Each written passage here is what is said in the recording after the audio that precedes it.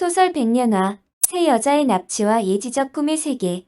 제7회, 글 홍순례, 조폭 조직의 비밀 요정인 피라미드 지하 특별룸에 납치된 미모의 여대생 미림, 간호조무사인 희정, 미모의 탤런트 하연 등 세 여자의 납치 사건을 꿈의 예지로 사건을 풀어나가는 과정을 담고 있다. 연재 중이니 많은 성원 부탁드립니다. 책 속의 고위층 성접대에 얽힌 세 여자 납치 사건 다룬 소설 백년화. 2013년 홍순례 지음, 어문학사 간행. 미모의 여대생과 간호조무사, 새롭게 떠오른 탤런트. 이 세 명이 납치됐다. 그들은 피라미드 별장의 지하 비밀룸에서 사회 유명 인사들을 상대로 은밀한 성접대를 강요받는다. 하지만 사건을 해결할 단서는 없다. 납치 사건에 관심을 둔 신문사 여기자와 형사가 추적에 나선다. 사건의 단서가 없는 가운데 예지적 꿈의 세계를 통해서 사건을 해결해 나가는 과정을 그리고 있다. 신비스런 예지몽의 상징적인 의미를 하나씩 풀다 보면 여느 추리소설 못지않은 지적 호기심과 흥미를 느낄 수 있다. 소설 백년화는 예지몽으로 사건의 단서를 추리해 나가는 과정에서 창의적인 지적 희열감을 맛보게 해준다. 만약 이 책이 1년만 일찍 나왔다면 사람들은 단순한 픽션으로만 보았을 것이다.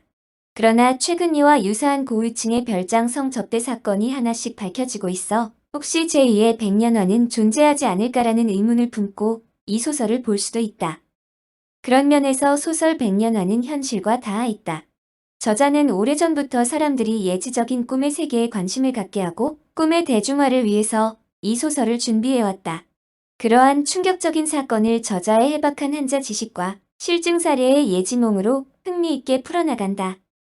저자 홍순례는 1957년 춘천에서 출생했으며 꿈의 몽 전문가로 신문 잡지의 연재 및 방송활동을 해오고 있다. 그는 꿈의 몽의 대가 고 한건덕 선생님의 제자로 선인들의 몽중시 연구로 단국대에서 문학박사 학위를 받았다. 저서로는 꿈이란 무엇인가? 태몽, 로또 당첨 꿈의 몽, 한자와 파자 등 꿈과 한자에 관한 12권의 저서가 있다. 2013년 8월 9일 아시아투데이 김수경 기자. 그게 가능할까? 가능하고 말고요. 아마 모르긴 해도 벌써 그렇게 운영하는 곳이 상당수 있을 것입니다. 단지 철저한 비밀 회원제로 하니 쉽게 알아낼 수 없지요. 실은 제가 그런 곳을 한 곳 알고 있는데 하룻밤 술자리에 500만 원 가까이 들었지만 아가씨들의 애교가 그만이라 하룻밤 내내 황홀경이었습니다. 아가씨도 여기 대하 아가씨 중에 괜찮은 아가씨 10명만 선발하여 데리고 가면 될 겁니다. 보다 평온하고 아늑한 분위기에서 술을 마실 수 있도록 해주는 거죠. 아가씨들에게도 비밀 유지 조건으로 한 달에 1,000만 원 수익을 보장해준다고 하면 너도 나도 한다고 할 겁니다. 아예 1년에 1억의 조건으로 계약하는 겁니다. 그랬었다. 사회 지도층 인사를 비롯하여 고급 공무원 기타 유명 인사들은 여자 문제에 있어서는 어찌 보면 하나같이 까다로웠다. 하나같이 아가씨들이 자신을 귀공자 대우해주기를 바랐으며 옆자리의 여자를 자신만의 뜻대로 하기를 원했다. 단순한 술자리의 유흥을 넘어 여자가 순종적으로 간드러지게 애교 부리는 것을 받고 싶어 했다. 나아가 변태적인 성행위를 해보고 싶은 사람들도 있었다. 그들에게는 돈이 문제가 아니었다. 점차 성매매 방지 특별법이다 뭐다 해서 단속이 심해지는 곳을 피해서 철저한 비밀 보장과 자신들의 억눌린 욕구를 해소시킬 수 있는 안전한 곳이 필요했다. 마두목은 그렇게 말하는 박익원 사장의 말에도 일리가 있다고 여겼다. 다만 마두목 그에게는 사람을 보는 눈이 있었다. 조직폭력계의 이권을 다투는 거친 세계에서 부하 조직원을 비롯한 많은 사람들의 사람 됨됨이를 파악할 수 있었다. 그가 자신을 죽이고자 했던 칼치를 설득하여 자신의 부하로 받아들인 것도 칼치에게는 자신의 모든 것을 다하는 진기지심으로서의 충성심이 보였기 때문이었다. 조직의 세력 다툼에서 이미 판세가 기울어진 불리한 여건에서도 제 보스를 위해 자신의 몸을 내던져 희생하기를 주저하지 않았던 것이다. 다만 칼치가 지나치다 싶을 정도로 우직한 면이 있는 것이 마음에 걸렸다. 자신이 옳다고 믿는 것이 있으면 누가 뭐라고 해도 밀고 나가는 것이 칼치 스타일이었다. 박 사장의 가늘게 찢어진 눈을 보면 음흉하면서 반간의 상이 보였다. 좋은 여건일 때는 아무 탈이 없겠지만 조금이라도 어려운 여건에 처한다면 그 즉시 배반하기를 밥 먹듯이 할 인물이었다. 이 점에 대해서 칼치에게 박 사장은 소인배에다가 질이 좋지 않은 사람이니 너무 가깝게 지내지 마라. 장차 그가 큰 화를 불러올지 모른다고 넌지시 당부한 바가 있었다. 사실 마두목 그에게는 사람을 보는 눈뿐만이 아니라 세상을 보는 눈이 있었다. 그 자신은 조직폭력계에 몸담고 살아왔지만 조폭답지 않게 매사에 노력하는 삶을 살아왔다. 그렇잖아도 박마담의 권유로 오래전부터 여생을 보낼 만한 처녀의 입지 여건을 갖춘 곳을 찾고 있었다. 다만 장차의 교통 여건을 고려하여 서울에서 1시간 거리의 조용하고 아늑한 곳을 물색하던 중이었다. 그러다가 한 조직원으로부터 자신의 고향에 들어가는 길인 청평으로부터 설악면 쪽으로 경관이 좋으면서 아늑한 곳이 많이 있다는 이야기를 들었다. 그리하여 자신이 직접 들어가 살펴보니 주변의 자연 경관이 너무나 마음에 들었다. 서울에서의 거리나 교통 여건도 좋았으며 경춘가도를 따라 내려가는 길의 경치도 그의 마음을 흔들었다. 특히 상천이라는 곳에서 들어가는 주변은 아름다운 단풍과 산골의 분위기 속에 아늑하면서 조용했다. 그로하여금 여기에다가 자신의 제2의 인생터를 잡아야 한다. 는 마음을 굳히게 하였다. 하지만 자신이 바라는 규모의 땅을 사기에 값이 만만치 않았다. 그리하다가 1997년 IMF가 터지고 부동산 값이 폭락하여 떨어질 때 그는 하늘이 자신에게 기회를 주는 것이라 여겼다. 그는 박마담과 같이 청평에서 설악면을 지나서 좌청룡 500호에 양쪽으로 능선이 휘감아 나가면서도 계곡과 어울려 수려한 풍광이 돋보이는 남양의 5천여 평의 땅을 매입해 두었던 것이다. 장차 예정대로 서울 춘천 간의 고속도로가 개통된다면 접근성이 더 좋아질 것이다. 실제로 88고속도로에서 춘천 쪽으로 공사가 시작되고 있었다. 더구나 설악 쪽으로는 통일교 재단에서 대규모의 땅을 매입하여 여러 가지 공사를 벌이고 있었다. 따라서 이곳으로 들어오는 도로 여건도 몇 년 후면 지금보다 엄청나게 좋아질 것이며 수많은 차량이 오가는 길이 되어 장차 자신이 구상하는 사업에도 유리하게 작용할 것이었다. 남들에게는 노후 생활의 대비도 할 겸이라는 말을 하였지만 그에게는 오래전부터 비밀 요정의 사업 구상이었다.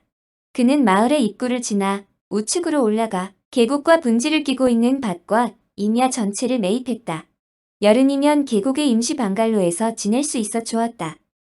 그곳은 아래쪽에서 들어오는 입구만 막으면 누구라도 출입을 통제할 수 있는 천연의 지형을 갖춘 곳이었다. 멀리 둘러싼 산 위의 능선을 따라 전자 감응 장치를 쫙 깔아 놓는다면 누가 접근하는지를 낱낱이 파악할 수 있었다.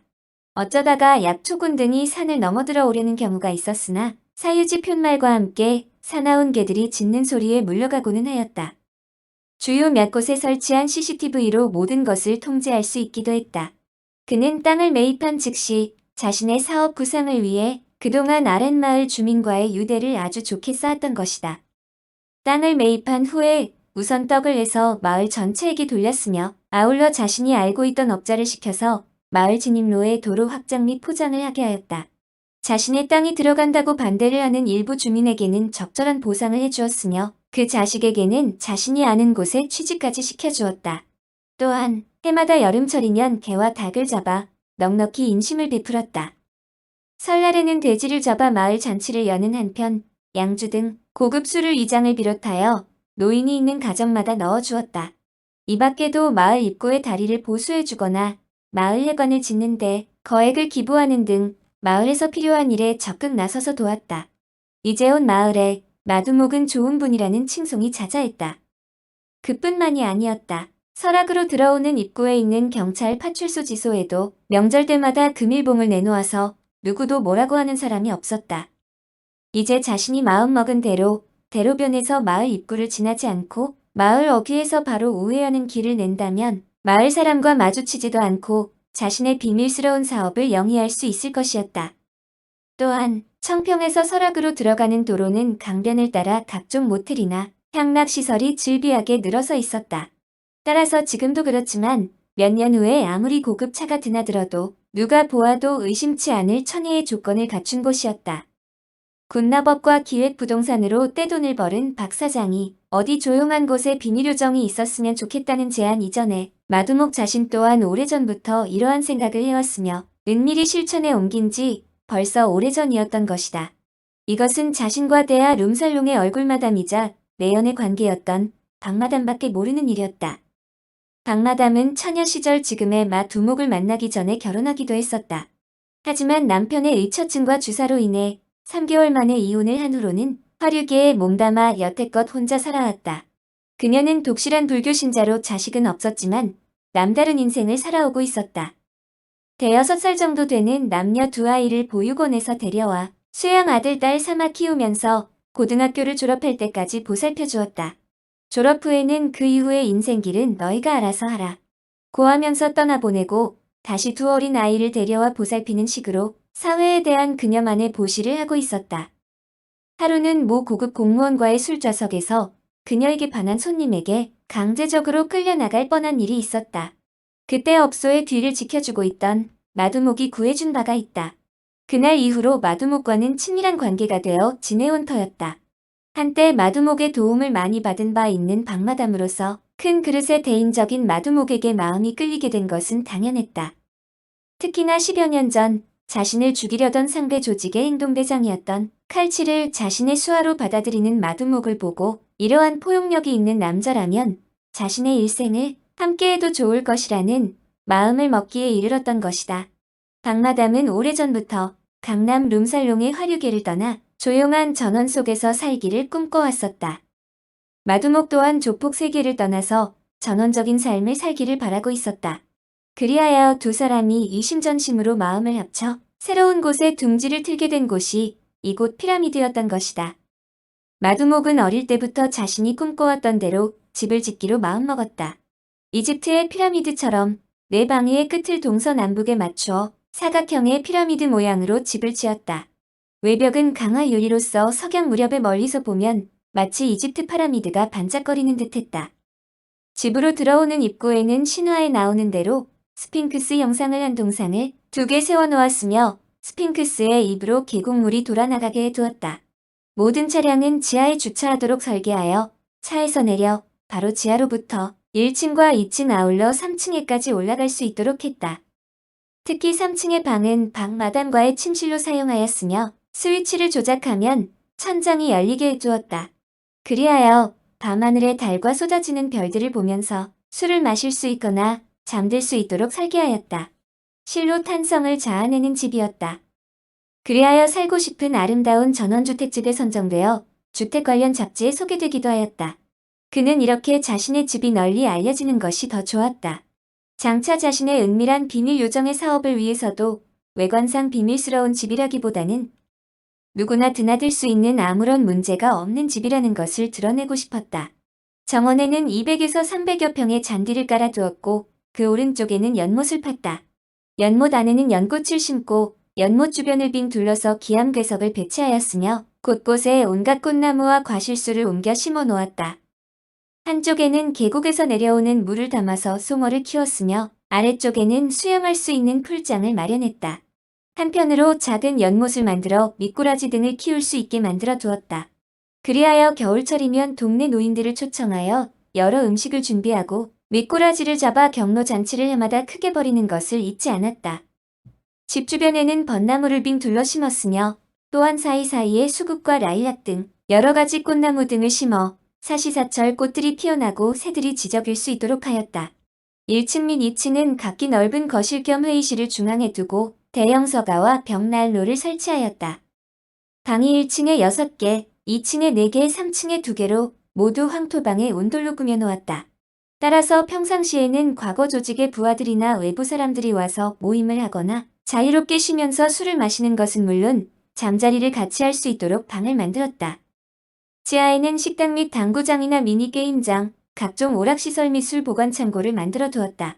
지하에서 3층까지 엘리베이터를 설치한 것은 물론 별도로 모든 음식이나 술, 안주 등이 각기 1층과 2층으로 전달되는 통로를 따로 만들어 두기까지 했다. 하지만 그는 자신과 신복인 칼치만이 아는 지하 2층에 특별 방을 3개나 더 마련했다.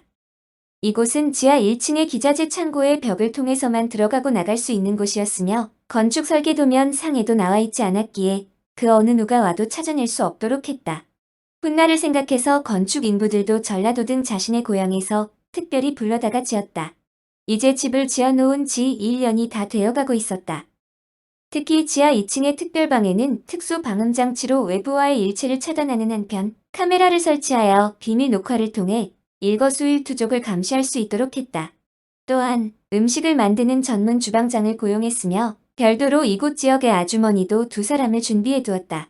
식사 및 안주로는 이곳 시골 아주머니가 차린 토속적인 음식이 인기일 것이었다. 마두목은 자신이 생각했던 비밀 요정을 천천히 시험해보기로 했다. 이제 그동안 룸살롱 대화를 운영하면서 엄선해둔 사회 저명 인사 및 단골 손님들에게 연락만 하면 되는 것이다. 결과는 대만족이었다. 철저한 비밀 보장에 좋은 술자리, 더구나 강남 룸살롱에서 파견된 미녀들의 웃음 넘치는 서비스 등은 피라미드를 돋보이게 했다. 그 중에서도 부동산 바람을 타고 수십억 대의 재산을 모은 박 사장이 가장 적극적이었다. 박 사장은 너무 좋다면서 입에 침이 마르지 않게 떠들어댔다. 조용한 데다가 경치도 좋으며 아무런 간섭을 받지 않는 곳이었으니 한 번 왔다 간 손님들은 그야말로 난리였다. 술자리에 임하는 아가씨들은 박마담이 엄선한 템프로 아가씨들로서 미모나 애교나 화술 등 모든 면에서 손님을 흡족하게 접대하였다. 지난해 연말에는 재벌 2세 10여 명의 모임을 피라미드의 중앙거실 및 모든 방에서의 사용이 가능하도록 주선해 주었다. 하룻밤에 회원당 1천만 원의 회비를 내는 망년의 모임이었지만 박마담이 엄선하여 보낸 아가씨들의 빼어난 미모와 세련된 교양에 흡족한 모양이었다. 특히나 사면그룹의 재벌 2세인 송영민은 그날 이후 피라미드의 열성적인 회원이 되었다. 이에 마두목은 박마담과 상의하여 강남의 룸대하의 모든 것을 정리하고 2003년 4월에 이곳을 피라미드라 명명하면서 새로운 출발을 하였다. 이제 모든 피라미드의 운영 및 명칭에 관한 모든 것을 새롭게 정해야 할 것이었다. 먼저 비밀회원제로 운영되는 손님을 무엇으로 부를 것인지를 정해야 했다. 마두목의 피라미드의 3층 방에서 바라보면 저 멀리 백악관 같은 건물이 보였다. 산 중턱에 우뚝 자리 잡고 있는 통일교 본당의 건물은 멀리서 보면 마치 백악관을 보는 것 같은 느낌이 들고는 했다. 마두목은 권세의 상징인 백악관 청와대를 떠올렸다. 사회 유명인사와 재력가 아니면 들어올 수 없는 비밀 모임 요정의 명칭을 첫 글자들을 따서 백청회라 명명하기로 하였다. 그리하여 철저한 비밀 및 보안을 유지하여 마두목을 비롯한 일부의 사람만이 알 수 있도록 명칭에 신중을 기했다. 그러던 올여름의 어느 날 서울에 올라갔다가 갑자기 내리는 소나기를 피해서 우연히 들른 서점의 신간 코너에 한자와 파자라는 책이 전시되어 있었다. 한자는 알겠는데 파자는 무엇을 말하는 것인지 알 수 없어 살펴보니 한자를 깨뜨리거나 뭉뚱그려 살펴보는 한자의 문자 유희에 관한 책이었다. 순간 마두목은 기발한 생각을 해내고 속으로 쾌재를 불렀다.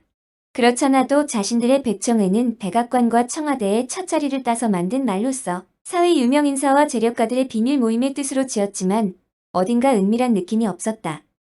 이에 보다 은밀하면서 혹시나 모를 만약의 사태에 대비하여 백청을 파자하여 백주월이라 명칭했던 것이다. 한편 백주월을 떠받드는 피라미드에 꽂힌 아가씨들은 백년화로 명령하여 불렀다. 박마담이 선발해온 그녀들은 뛰어난 미모의 날렵한 몸매를 가졌고 하나같이 교양과 학식을 겸비한 미녀였다.